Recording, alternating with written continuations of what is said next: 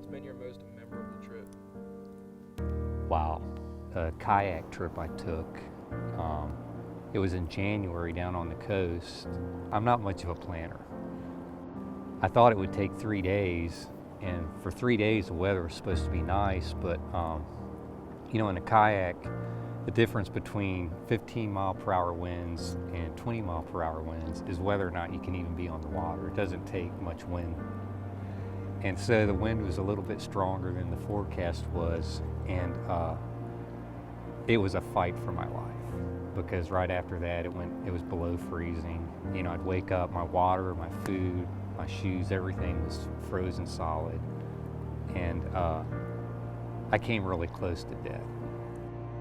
Anytime we get face to face with death like that, it just puts everything in perspective, as to what's really important in life. And more than anything, that trip made me realize that the most precious thing we have in this life is our relationships with the people we love. Everything else pales in comparison. My name's David Francis Eckerd. I was born February 3rd, 1960 in El Torrejon, Spain.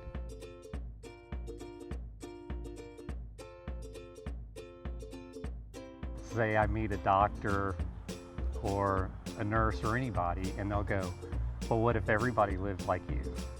And my answer is always the same. Well, what if everybody was a doctor? Things wouldn't work out either, would they?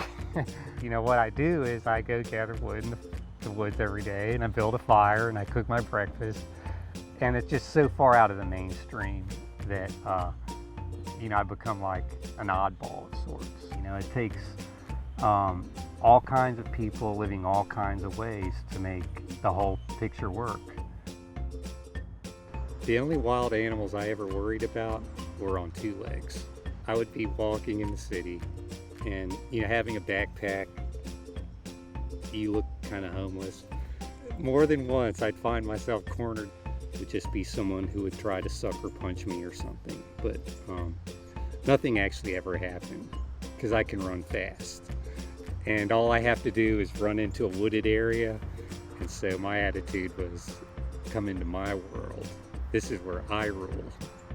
Generally, I can go for 2 or 3 days without eating.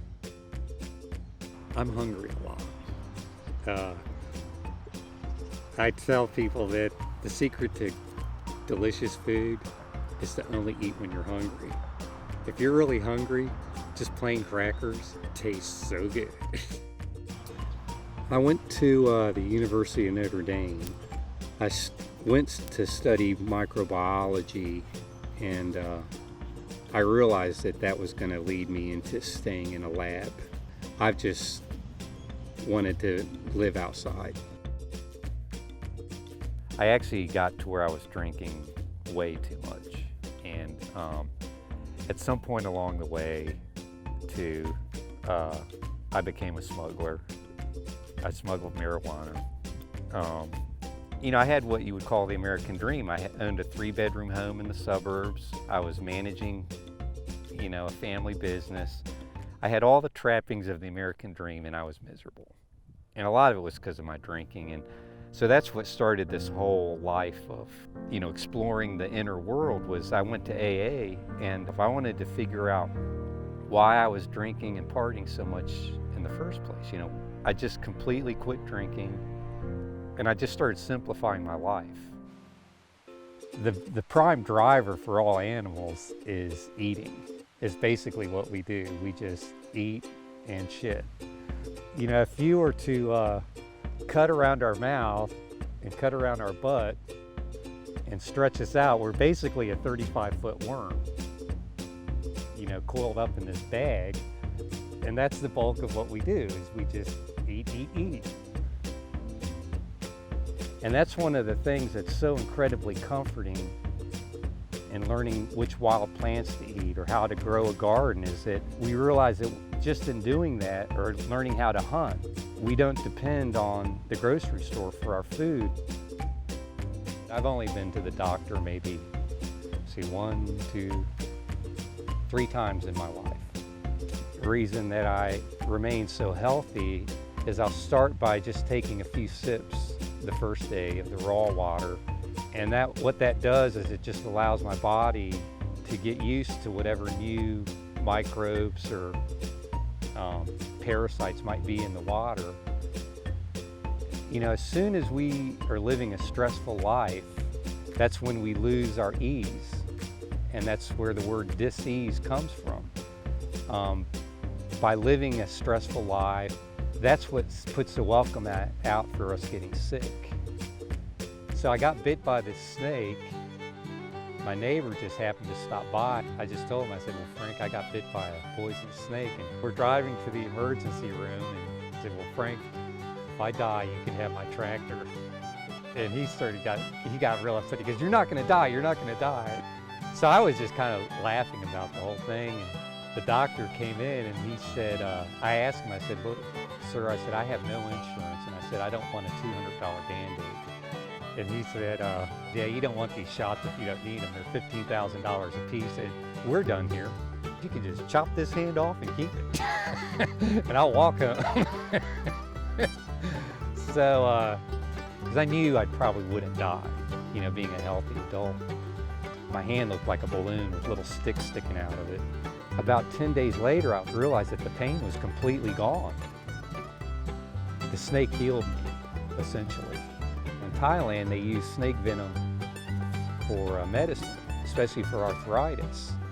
They say that if you freak out, that the poison goes to your heart and it hurts you.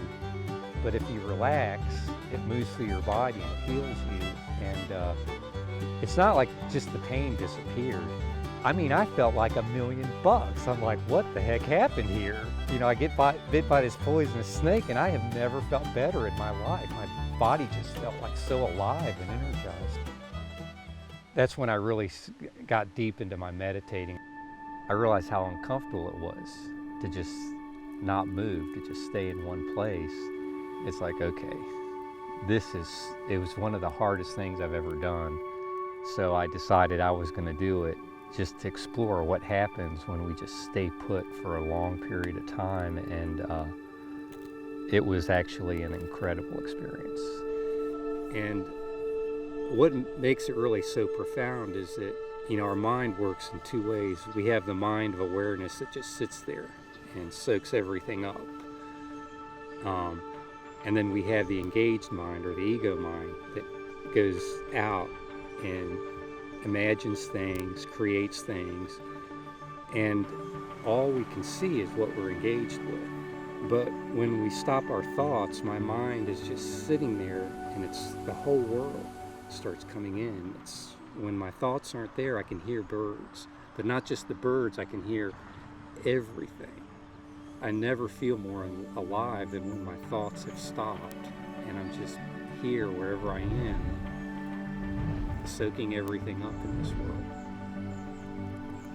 There were 8 kids in the family, and you know, Mom and Dad said that there's no way they could afford hotels for that many kids, and camping was just the cheapest way to travel. And you know, most kids love being outdoors, so that kind of provided the groundwork for me to just expand from that, you know, going into wilder and wilder places.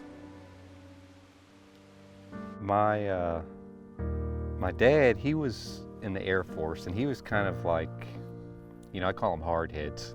Do your duty. He did the exact same thing every day.